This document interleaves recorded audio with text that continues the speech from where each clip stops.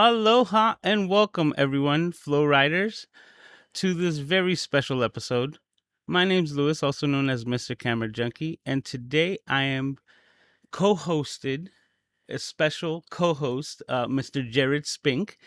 And for those of you who don't know, Doc Rock and Katie are on the road, and for that reason, we are taking over the show as one of the many features of the flow and the things that we've talked about here of kind of like pod swapping and being able to fill in for other hosts and other guests. And we reached out to Jared to help us out on this very special episode. So we thank everyone for hanging out with us here today.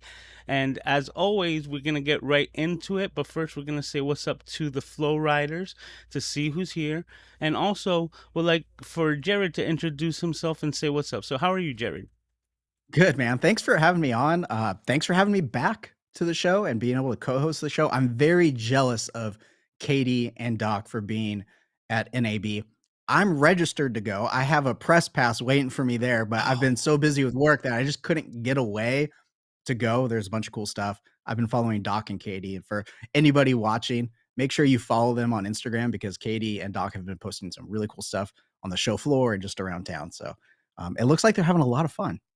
Yeah, I'll tell you the truth. On top of following them on Instagram, he's also been sending me pictures directly via text message, and I've got like the biggest FOMO of NAB that I even told Katie, I'm like, there's no way I'm missing it next year. So, like you, if you have it set up, I will be seeing you there next year because I definitely am setting plans to be there for 2024.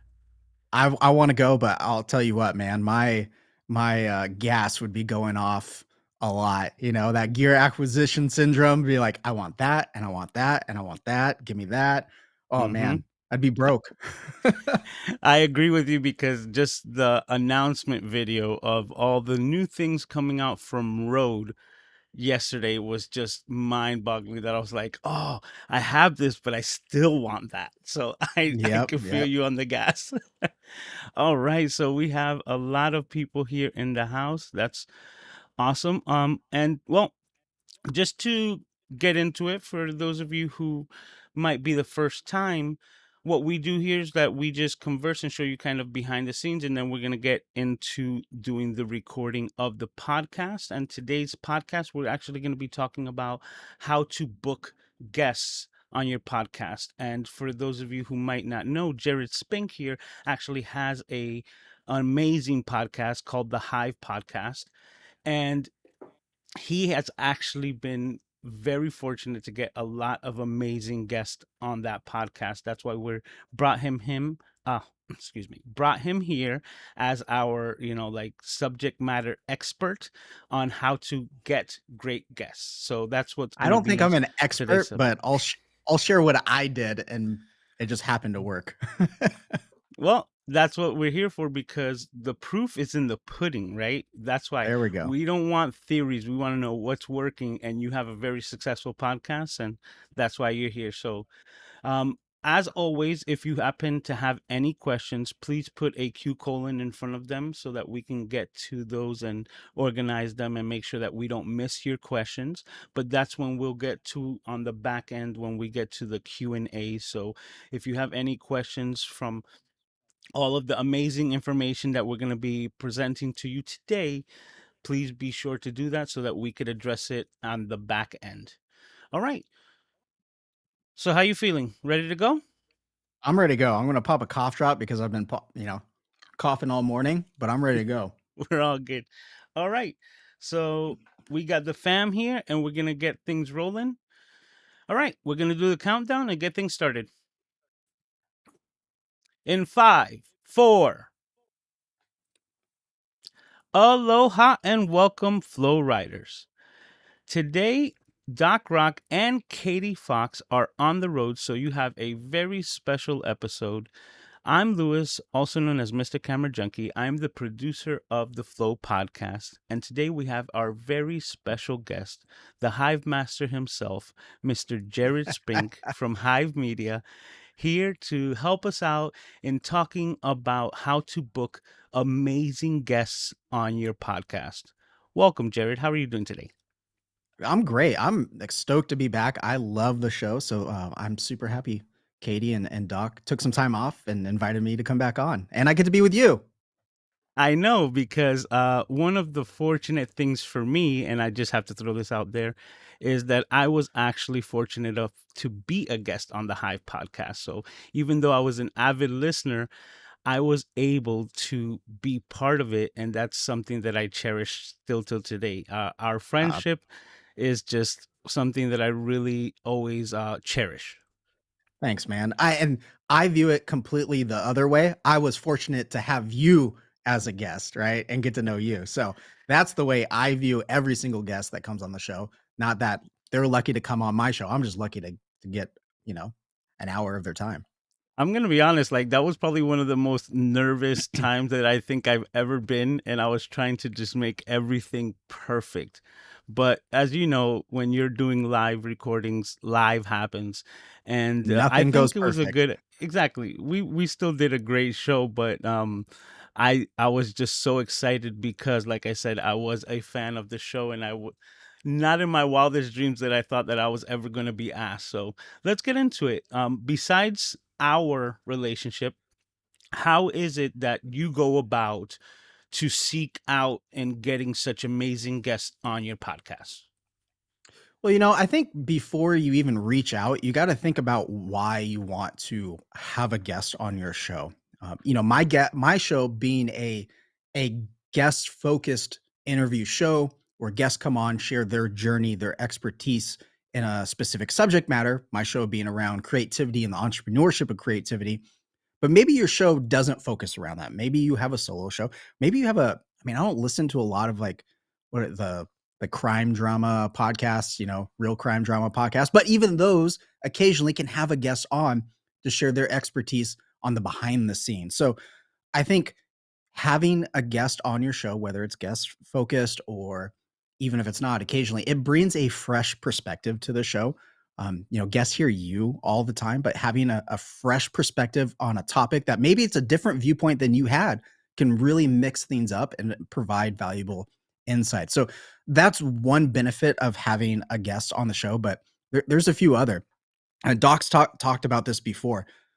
When you have a guest on the show, they're essentially lending you their credibility and their authority in the subject, even if you're not a, an authority or have, a ton of knowledge in that subject. It's really cool. I've had Diana Gladney on the show, Doc Rock, Katie, you. I am not a live streaming expert. Doc has really pushed my comfort zone into going live and live streaming, Yep. but he's lent me his authority as well as you in that area of live streaming because of his expertise and sharing it on the show. So that's awesome. Having a guest on the show really expands your audience. That's probably a great way to expand your podcast. A lot of people ask, how do you grow a podcast? Having a guest on is a great way because they're bringing some of their audience to your show. Now, you might get a spike for that show, but hopefully you get a few people that linger around and check out episodes and end up subscribing and coming back. And then it just adds variety to the show. I'm not comfortable speaking by myself nonstop, and I would hate to hear myself for a half hour to an hour on my podcast. So I love having guests on, but I've added variety by doing solo episodes now. But if you're a solo podcaster, having a guest on adds variety. So those are some of the benefits of having a guest on the show. I thought those were important to share before we get into like the different ways of having a guest. You really need to consider the benefits and your goal of having a guest on before you even consider having a guest on. How about you Wow. guys? I mean, you guys have had guests on the show. I'm sure you've helped out um, getting guests on. What have been some of the benefits for you guys? Well, we've talked about it, but I agree with what you're saying. It like expands your demographic because there's a that Venn diagram, that overlap that you're getting from an entire new audience that might not have ever heard of you if not for this instance. So that Right. lending of credibility goes both ways because even if you're not the expert in your field, bringing in an expert or a subject matter expert like yourself, right, that has learned from their own personal experience says a lot more than when you're talking about theories of getting people. You're putting things already into action, and you're allowing us to know exactly what works and doesn't work for you. And right away, as the host of that conversation, I'm learning during the conversation. I'm taking it as a learning experience to say, wow, look at those examples that this person has brought forward to, accomplish X, Y, and Z. And when you get that, you start building upon that, sort of like you're standing on their shoulders. So you start leveling up the more diverse that you bring your guests to your show. Yep, it's true. I've learned so much from the guests that I've had on the show, and it's really helped the show evolve because of the things I've learned along the way from just the guests speaking about their journey and their experience. And I always try to put myself in the listener's shoes. I think that makes you a good interviewer because you're trying to pull out what your listeners are going to benefit from. So that's huge. But we can get into talking about booking guests now. That's probably the question everybody has. How do you book a guest? And there's quite a few steps I think that go into it before you actually reach out to the guest. So the first is determining your ideal guest. Now, having an interview based podcast with a lot of guests, I can tell you, I get, messages all the time, emails or DMs on different social media platforms about people either pushing someone that they represent to come on the show, or people Okay. trying to get on the show. Um, Themselves. and so themselves, right? So you're gonna get a lot once your show's been going and people are finding it, you're gonna get a lot of requests. This is where this step comes in really important. This is to determine your ideal guest. Just because you have people coming on and you want the content, you need guests, right? Hmm. Especially me, if you're a guest focused show, you need guests. But personally, I'd rather, and this kind of goes against the rule of being consistent, I'd rather skip a week or two to book the right guest than just to have anybody Wow. on. So I think you really need to determine the right guest, the ideal guest for your podcast, so that you can really narrow your focus of your show. You just don't want anybody and everybody on. Your show's going to be a hodgepodge. So you just really, first and foremost, need to determine your ideal guest. And even after that, before you reach out, you need to research those potential guests that you want to have on. Yes. Researching is super important. You don't want to just blast everybody because they're like, for me, I interview a lot of content creators. I don't want to DM and email a ton of content creators. I want to research that guest first. I want to know who they are, what their content is really focused on. Maybe I can deep dive and find out what some of their struggles were along the way already. And doing that research kind of helps you determine if they're the right kind of guest, but it also prepares you for asking them to be on the show. It Yes. prepares you for the interview. And most importantly, it makes them it lets them know that you care about them. People want to develop relationships with people they feel like they can connect with. And so if you're doing that research so you can connect with them, that's huge. You have to do that before you reach out to a guest. You can't just be like, "Oh, I want to have Doc Rock on the show. Let me just reach out to him." Do your research. What is Doc all about? What are his likes? What doesn't he like? What is his content all about? Got to Yeah. do your research. Yeah. It has to mesh well. You know how they say, because Right. it has, like, so here's a great question. What is, instead of how to book a guest, what is something that will make you deny a guest? Like, what is Okay. something that for you in your particular case that would say, yeah, that's not a fit for my type of show? Okay. So first and foremost, this is kind of weird, right? Because you want a guest that fits what your show's about. But when someone initially just comes off like, I want to be on your show and this is why, and they're telling me all the benefits of having them on. And this goes back and forth, right? It's a weird scenario because we're gonna get into how when you reach out, you don't want to pitch your benefits, right, to the guest. You want to pitch how we'll get into it. But Okay. when Yeah. someone pitches like you should have me on the show because I'm an expert in this and I do this and I published a book and I have this many followers, like it's a big turnoff. It's a big turnoff. I think first and Yeah. foremost, when someone comes on, it pitches me and says, "Hey, I love your show. Like when they take interest in you and interact with your content." And I think this goes hand in hand with researching potential guests is Yeah. interacting with that guest and trying to build a relationship with them before you ask them. And that's not hard to do. Everyone has a social media account. So even if your show is focused on some obscure topic, there's experts in that field, and I guarantee you they have social media accounts, whether it be YouTube, Instagram, LinkedIn, Twitter, whatever. Interact with their content. So when you reach out to them, they have an idea of who you are because they've seen your name pop up interacting with their content. That's huge. That's absolutely Yeah. huge. So when guests I've never heard of before um, reach out and I've never seen them interact with my content, and then on top of that, have you even listened to the show because what you're pitching has nothing to do with the topic of my show? Mm. That happens a lot. Yeah, I have to agree because as an avid listener of podcasts, there have been interview shows that I've heard before where you recognize immediately that the host, the interviewer, has not done their research. And you might be that listener that is coming in as a fan of the guests, right? Because how we said about the overlap, there's that, that following that your guest is going to bring, that their fans are going to want to listen to them on an interview show no matter who is interviewing them.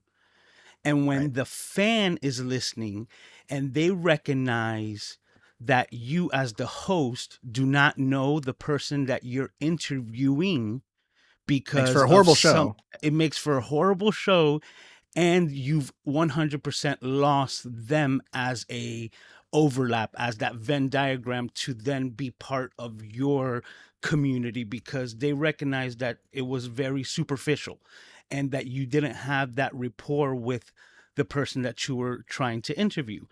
Something that I heard a while ago and I try to implement as much as possible is called relationship equity. It's almost like if you were to go to a bank and open up a bank account, and before you deposit any money, you're trying to withdraw. And they're Yep. going to be like, there's nothing here for you to withdraw. So, what are you trying to get out of this account? And when you recognize that people are a lot in the same way, that you need to deposit that positivity, whether it's being communicative in their community, being part of that, and really researching that, that then when you go to ask, when you go to make a withdrawal, it's very easy for you to get anything out of there because of the fact that you've been depositing for so long.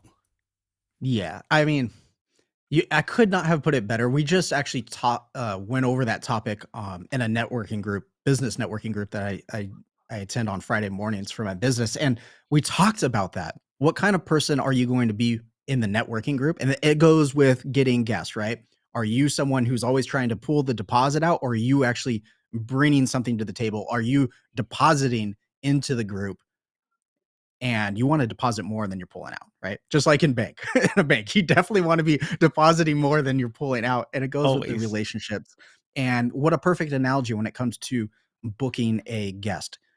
Part of that research is interacting with their content and building a relationship with them before you actually have the relationship, before they even know they have a relationship with you. You got to be smart about it. And so, as you can see, there are far many steps go into booking a guest, far beyond just the reach out, which we can start getting into. But there's way more thoughts, way more processes and thought that needs to go into it before you actually do the thing of reaching out. Absolutely. So now I have a question here that I'm just going to implement that Yeah, I yeah. see in chat, which is, what words do you tell the person that you don't want this person on the show? So, kind of to rephrase that, I would say, what type of terminology would you use to let someone down gently, to let them know that they're not going to be a guest? Oh, you know what? Um, there's a variety of ways to do this. First and foremost, and if they reach out to me to try to book themselves or they represent their PR firm and they represent somebody they're trying to get on the show. Know that they probably sent that out to a million people. And if it's obvious that they have not even listened to my show because what they're pitching has nothing to do with the topic, if they're not going to give my show or me the time of day that they're trying to get on my show, I just don't even reply, right? Because they've sent that out to a ton of people. And to me, it's just spam. Now, if it's someone that has actually listened to the show, interacted with the content, and reached out and say, hey, if you're ever looking for a guest, I'd love to have you on. And maybe it's someone I'm not ready to have on yet. Maybe their content's not exactly where you need to have standards for your show. Like I said, you don't want to just have anybody on. You need to, it's a difficult conversation because even small creators have a lot to bring to the table. And I've had a lot of small creators on the show, but maybe you just have not had time to check out their content. So you just say, hey, thanks for reaching out. I'll put you on the list of potential guests. And if there's a fit and there's a need, I'll reach out in the future. Super easy. Oh, that's great. Just like that. Yeah, because that's actually being truthful. That's just like, hey, you know what? Right now, I don't have the bandwidth, but I'm going to keep you in mind and thank you for reaching out. So there you go. That's a great polite, way of easy. doing that. Yeah. So you want to get into the different ways to reach out to guests now? And these are pretty basic, but I think a lot of us can get into our own head and nervous about reaching out to guests, big or small. Like I pulled the trigger on reaching out to Pat Flynn and Sean Candle, and I got them on the show. So you need to research the way they interact with their community. And we talked about this, about doing the research and reaching out and interacting with their content. You can reach out just like that. Find out where they're active and reach out that way. So it can be Instagram, it can be Twitter, it can be LinkedIn, and you can also send an email. I always think you should try to find an email and send an email. And in that email, end it with, hey, in case you don't see this, I'm going to reach out on blank on this platform on Instagram. And then when you reach out to them on Instagram, it's basically the same, content of the email, but then you're saying, hey, I'm going to send you an email as well in case you don't get this. So email always, and then you can follow up on different platforms to figure out where they're active, because you never know where people are going to look. I've had people reach out to me on Instagram and it gets it gets hidden in the requests, which I don't really look at. And then all of a sudden I have 15 requests and I go look, I'm like, oh shoot, someone reached out to me and I never got back to them because I never saw it. So you never know how people are going to see if your messages are getting through. So reach out in different forms, but I always suggest writing a personal email to that individual if you can find an email to use. Now, when it comes to now, it's super easy. I mean, you can go use ChatGPT to help you compose the email super good, right? Yes. We can cheat like that. Guilty. Right? But this is what I usually do. And, I should have just pulled up one of the emails, and maybe you can share how I reached out to you, because I reached out to everyone slightly different because each person is different. And that's why it's a personalized email. It's a personalized message. You want to tailor it to that person. It's very easy to see when something's copy and pasted, but a lot of it goes with, hey, my name's Jared. I host a podcast called the Hive Podcast. This is what the show's about. It's about sharing the journey and expertise of creatives and entrepreneurs in hopes that the show motivates people that are starting their creative journey or having a difficult time in their journey to keep going, right? Short. Keep your message short. No one wants to read 3 paragraphs. Well, with me, quick summary on the show. And then after that, real quick, after that, you say, I would love to have you on the show, and this is why. Because you're an expert in this, you've been creating for this long. I think you bring a lot of valuable insight to this. And I think hearing your story, your journey, your expertise, I'm like summing this up, will benefit a lot of people. And I would love to have you on the show to share that with people to help them. Would you be interested? And then share a link to your show, share a link to your podcast website, right? But you want to share not what you're going to get out of it, right? But how they can help people, depending on your show. But that's what I go. what they can bring to the table to help people, not what they're doing for me, right? The show's all about helping people. So I pitch it that way. That's great. Like the way that you're saying is like, this is my platform and this is the stage that I have set up for you. If you were to come on my show, this is what's available. Yeah. That's You're dope. showing a lot of interest in them, not, hey, you should be grateful that I'm inviting you on my show because this is my platform and I reach this many. Like, don't do that, right? Yeah. Show interest in the guest and why you want to have them on. And really, I mean, play to their ego a little bit, I guess, is, for a lack of a better way of saying it, play to their ego a little bit on why you want to have them on and why they would be a great guest for the show. So, Well, well, anyway. going back to what you asked me of how was it that you reached out to me, in Yeah, I'd love my to hear that. case, well, it was a little different because, like I said, I was already a fan of the show. So our interactions happened like organically, right? Just naturally through me making comments on your content and being interactive in every way that I can. So we were connected on a variety of different social media platforms. And just like you said, even though there's email and everything, we were already conversing on Instagram. So you just sent me another message just saying, hey, you know what? I would love to have you on my show.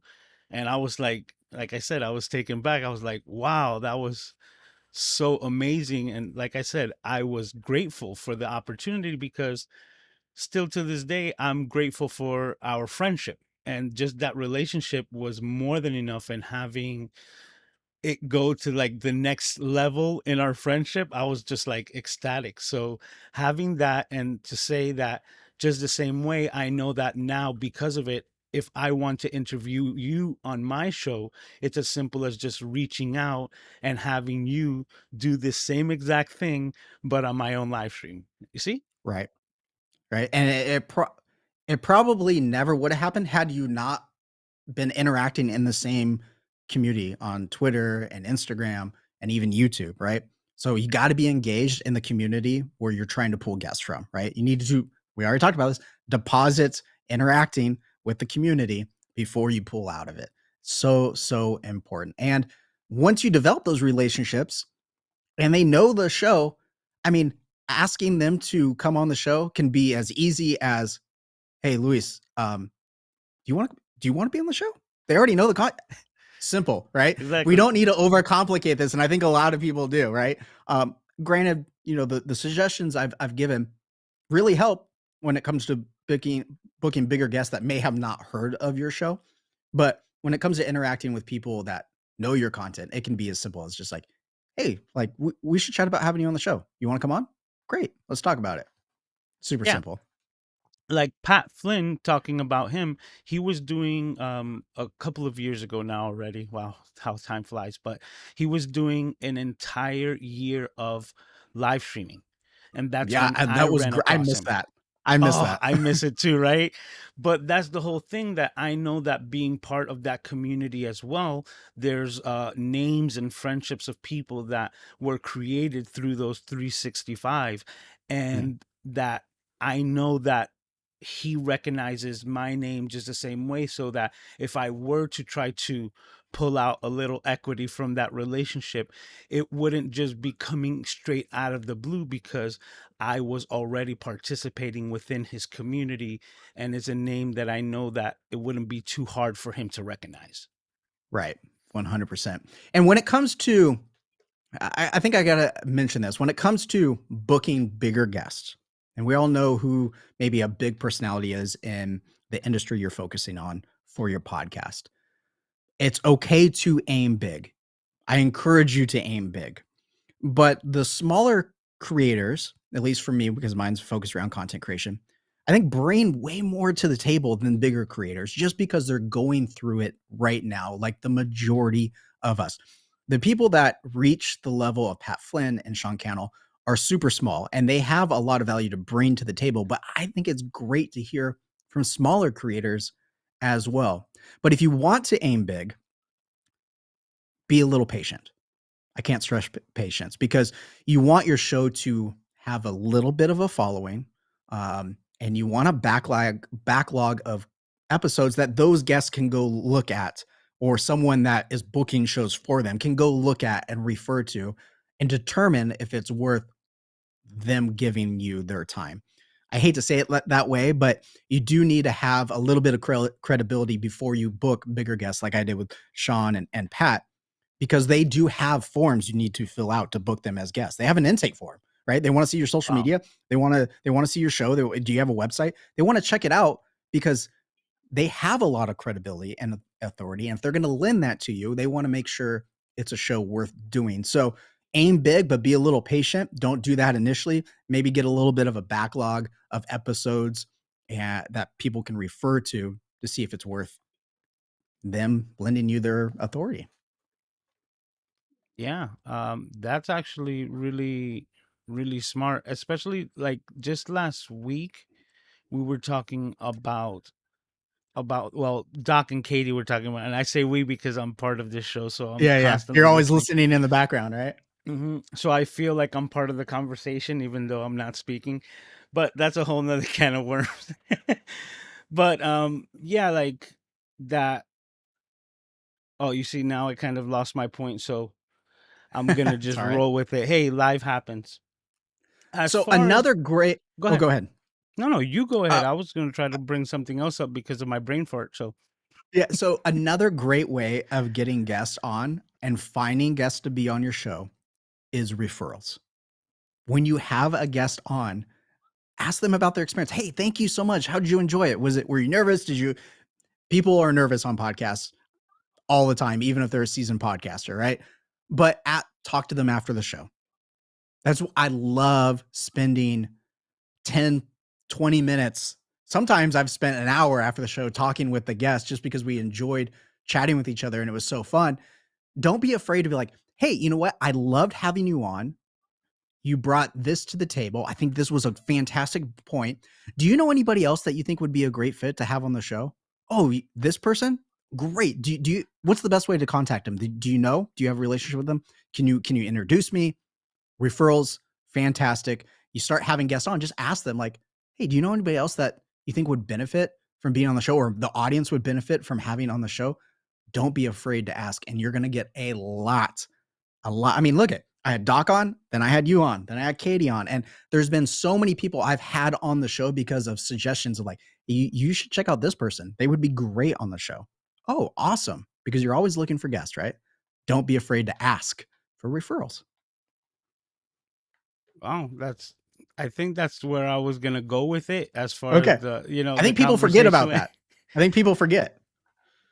Well, yeah. So now, another thing is in person, like communications. Like, how would you go about, I guess, meeting someone in person? Would you recommend going to like events like Doc and Katie are right now? Because that's where I think a lot of these relationships are also established in like those hallway conversations where you're actually getting to meet people and know like their character to see if you vibe well right off the bat in these like in-person events. So I would say Absolutely. you would think that that would be a huge benefit to booking guests.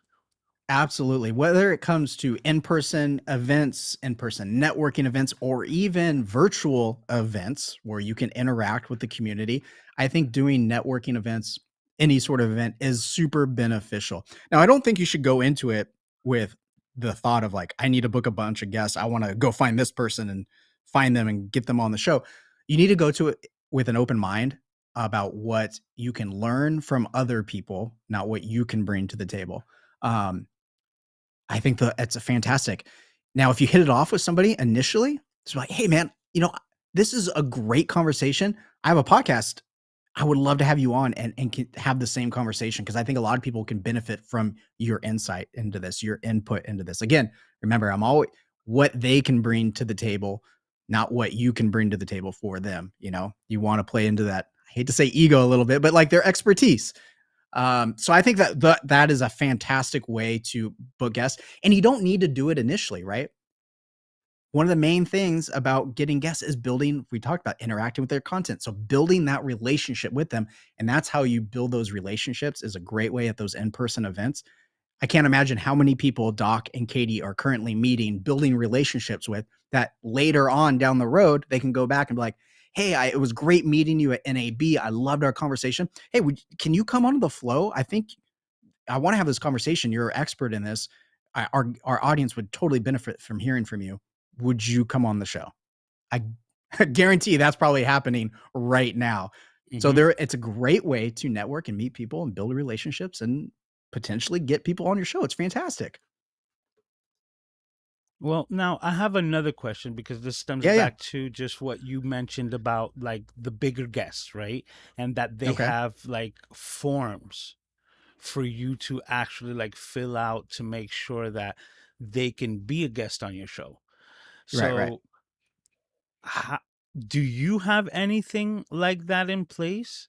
Because I Yeah, know so that I our experience was a little bit different, but let's say you were reaching out to someone that maybe you weren't so familiar with, how would you go about that? yeah, so I do have just like I think I do. I think I do. A website contact form on my on the Hive Podcast website. Eh, I think you should have one, but I don't book any guests from that way. So honestly, like You it don't really rely on it? depends. I don't rely on it, and I think depending on your show, it may not be the best fit, but depending on what your show is, it may be a fit for you. So that's why I had it on the notes I sent you, that having a website contact form can be beneficial to send people to at least vet them, right? You can have some questions that they need to answer, maybe plug in their social media accounts. So you have all that information and you can do the research, but it really depends on the format of your show and the topic of your show. So a website contact form can be very beneficial, or like me, it can get you a ton of spam for people that you're never going to have on the show. So it really just depends on the topic of your show, but it is something to look at because it could be beneficial. Okay, so then just to add on to this, and you have this built in directly to your website? So you can do that way. Mine's fairly simple. It's just like, name, email, phone number, and a message, right? Or I think you can build intake forms through the Gmail suite and have very specific questions.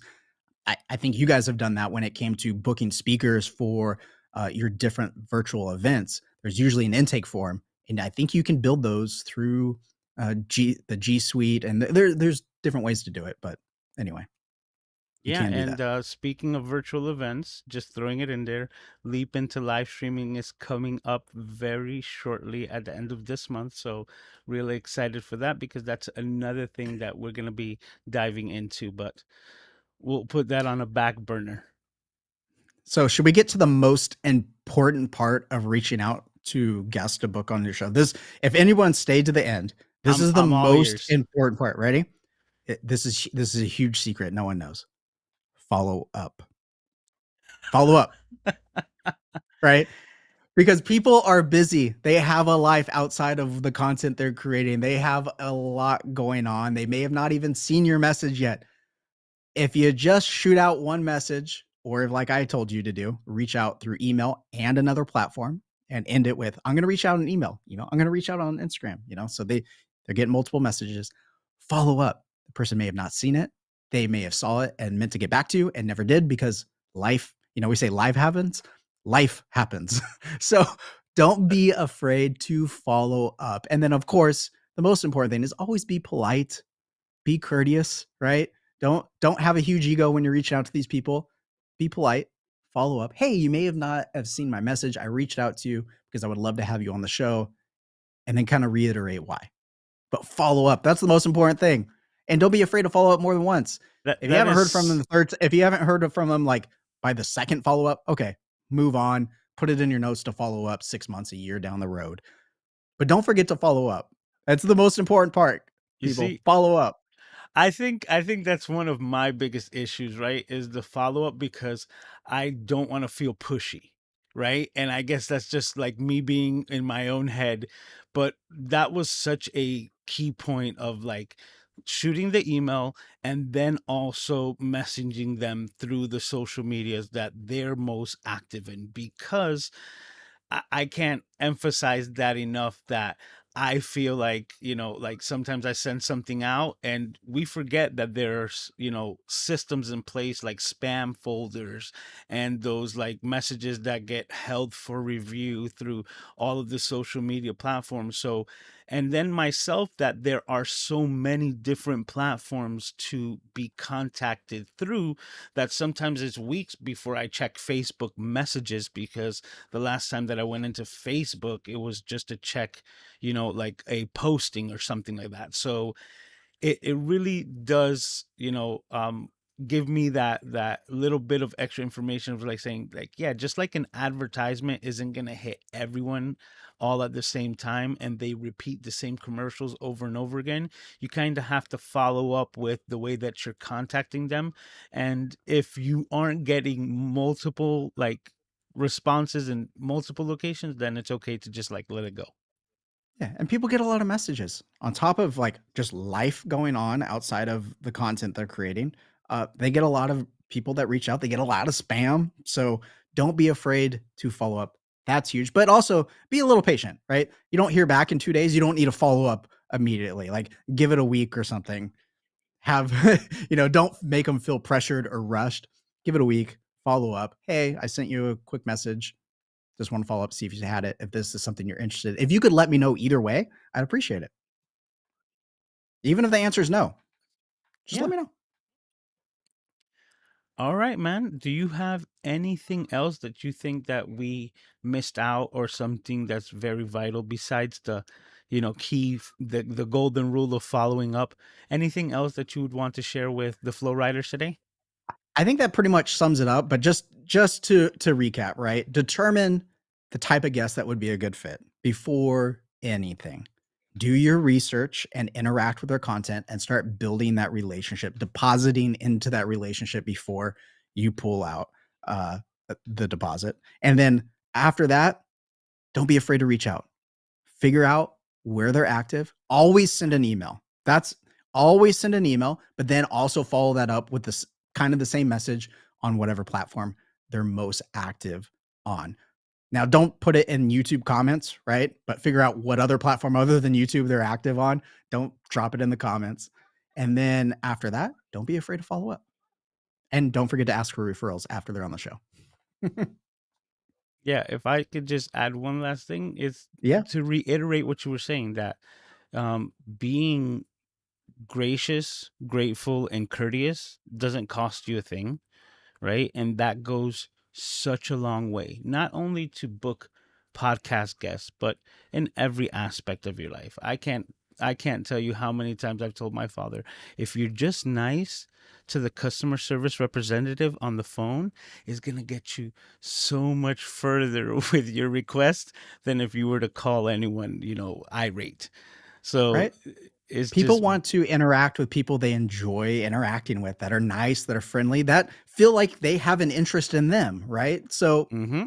put that forth in the relationship you're building and the emails and the way you're reaching out, because it'll just make things better and easier and you'll have guests.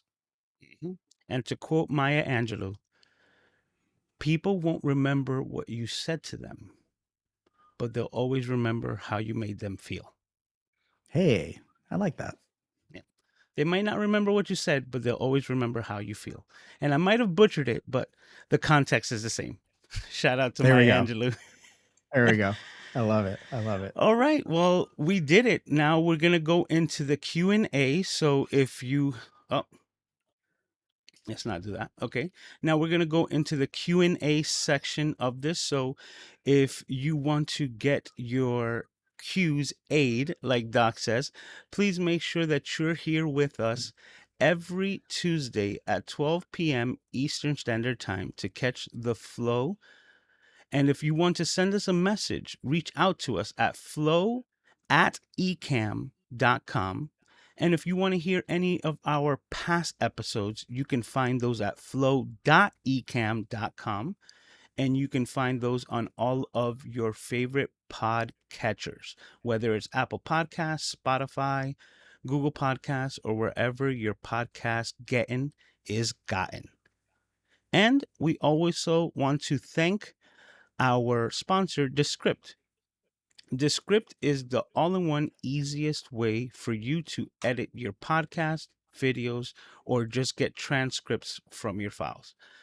Descript makes it as easy as editing a text file for you to be able to edit your podcast and videos. So, we are very happy to be sponsored by Descript because it's one of the tools that we use here weekly on the flow.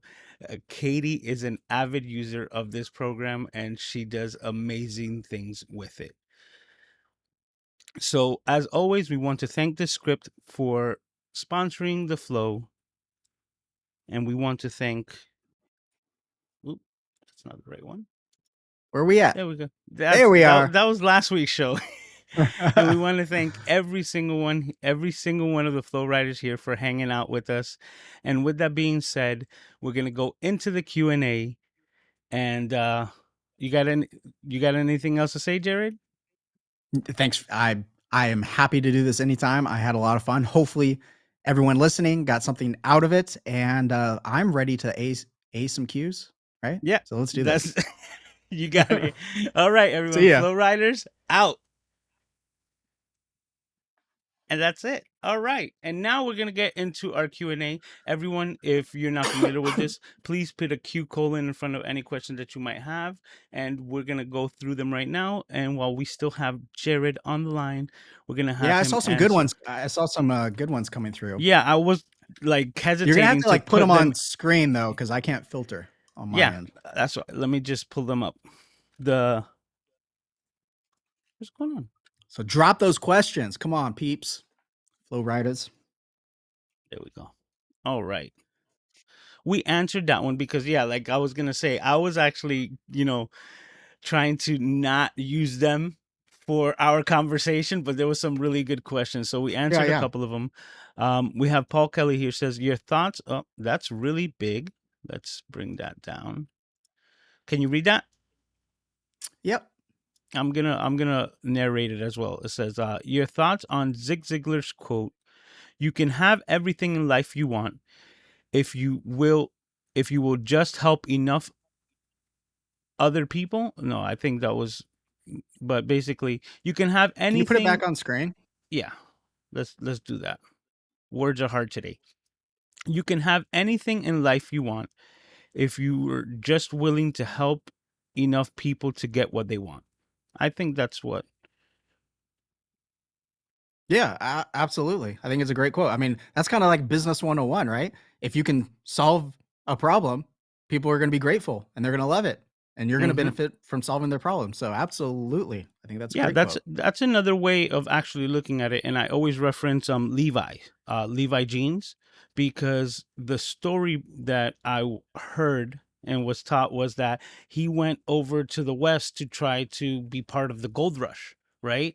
And his efforts of trying to pan and mine gold were futile. So him as a tailor was forced to actually take the denim from his wagon and create pants to sell so that he could actually, fund his expedition back home.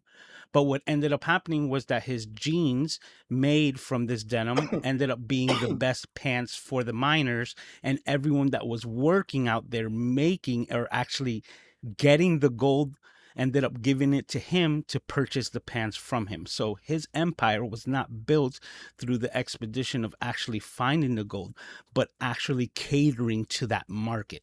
So a lot of times we need to think about catering to the market that we're part of instead of trying to be the dominant force in it. That's cool. I didn't know that. Very cool. All right. What other questions we got? Do you ever use Podmatch? If so or not, what do you think of it? Okay, so I think Podmatch could be a good fit depending on your show and what you're focusing on. I find that a lot of people that are in the industry that I want to interview on are not on Podmatch. And then also, I don't know, someone that's trying to actively get on shows, it kind of, and maybe this is just me, but it kind of rubs me the wrong way. I'd rather actively find who I want on the show rather than people actively trying to get on my show. I'd rather pick who I want on the show. So Podmatch can be a good fit. I haven't had much experience, so I can't really give you whether it's beneficial or not for booking guests and how the process goes. So I can't really give any input on that. But all I can say is they've been around, so they're doing something right. Check it out; might be a good fit for you. It's just not for me, and it kind of goes against a little bit of what I've talked about on the episode is building relationships and interacting with a person to find out if they're a good fit for your show, rather than just going through uh, what kind of seems like to me ads of like, this is who I am and this is why I would be beneficial to have on your show. Yeah. I don't like it. Not a fit for me, but it could be for you. Okay, but now then I have this question for you because Yeah. I wanted to ask you it during the podcast, but I also wanted to keep it on theme because we were talking about how to book guests, right? But Yep. you, as someone who's interviewed so many people, what in your eyes makes a good guest? Like, what will make you want to have someone back on your show? Because that was last week's topic. That's why I didn't want to bring it up, like how to Yeah, book which I yourself. haven't So finished listening to last no, week. So yeah, don't we're all judge good. me. We spoke about this. We're all very very busy. Um, what makes a good guest, I guess, is the initial part of your question. And No, well, I, yeah, like after you've had a guest, right? Like, what in your eyes makes a like top notch guest to say like, not only did they make it so convenient for me, but man, they were just like it was just a great interaction. yeah, I mean, it's hard to pinpoint, right? Can you pinpoint why you connect with certain people all the time? It's just you get this feeling that hey, we connect, we have great conversations, we interact with each other, we don't get tired of talking to each other, and we have the same interests. That would get me to have someone back on the show, and also that they're nice and polite and not rude and not like, okay, I gave you an hour of my time, I got to go, like piss off, sorry, but like you just get this vibe and you got to figure out if you connect with them. And if you do, then absolutely. But it's hard to, there's no magic answer to that. It's going to be different for everybody and how your show flows. Like me and Doc can talk all the time. And we do, like, we text all the time about just complete nonsense. Like, Doc, Hmm. why do they have interstates in Hawaii? It's not even connected to anything. Right. And then he's sending me links of why there's interstates in Hawaii. Anyway, like you just build these relationships and they're people that you want to have back on the show, right? So it's hard. That's a great question. It's hard to pinpoint, but when it comes to initially figuring out if someone's going to be a good fit for the show, it's just doing your research and looking at their content and um, seeing if they're personable or you can just tell, right? You can just Hmm. tell. So Well, I and think you'll that get has to better at that do. through practice.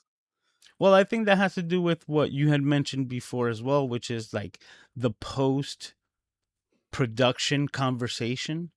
Because I also do remember that I think we Mhm. stayed on talking for like an hour after Right. our podcast just because we still had so much to just share. And that I think adds to that, that relationship equity. And I think that that's part of what might get you to be booked on again, just Right. that And the natural people that I've interaction. had back on the show are people that I interact with more like it wasn't just the show and that was it. We talked after the show and now we text, we email, we interact on Twitter and DM each other and talk about stuff. It's people that you, even though this is the internet, you build relationships and friendships, and they're the people that you want to have back on. I mean, Tom's been on a ton, Heather's been on a ton. I've met up with them in person because we're not that far away. Same thing with Doc. Doc comes into town, we meet up, we go get burgers. Like you build relationships with people, and then you want to have them back on your show. That's why Doc's been on there 3 times. Like Has it been that's 3 times? top Oh tier. man, Yeah. I'm gonna He's start. I'm gonna got all start. the episode numbers written down on his desk. Trust me, he's got. I gotta start jackets like SNL. Like the fifth one, you get a jacket. Yeah, or maybe like those Subway card memberships where you get like the little punched out, Yeah, that's like great. click, click, click. Like this is number 3. Pretty soon I'm gonna get that jacket. All All right, right. so we Next have another question. question here from Julie. Says, "Do you have a standard email you might send once You know someone is going to be a guest with instructions for going live, microphone, headphones, etc. I guess like a template of Yes. things that you require.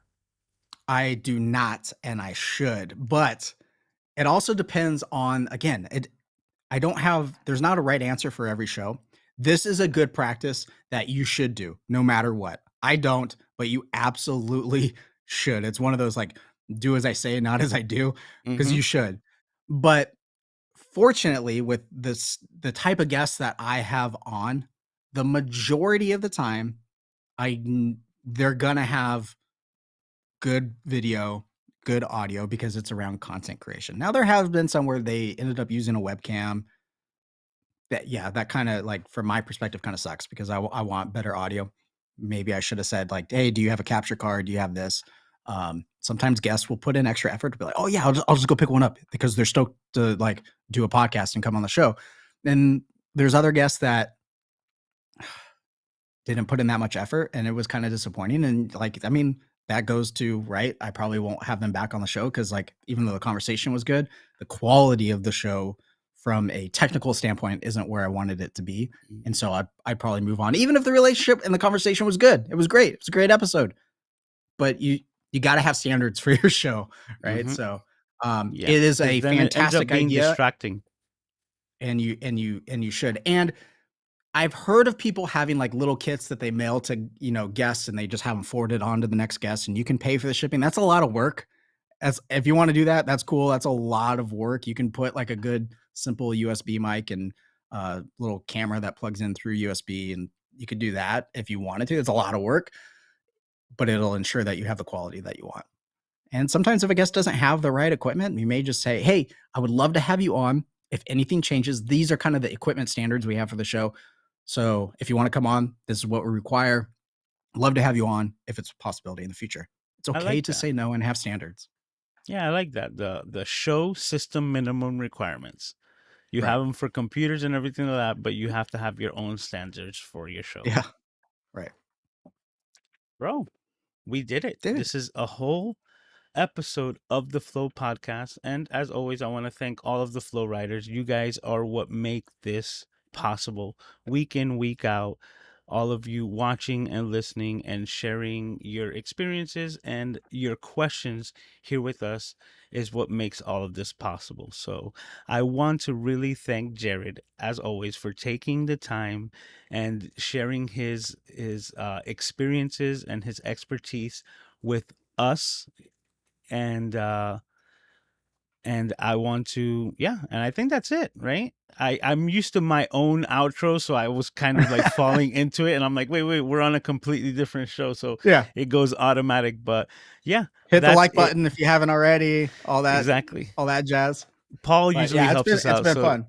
yeah, this has been I feel fun. like And I feel like the kids have been left alone at home. Mom and dad are gone. yeah, right now it's like what do we do?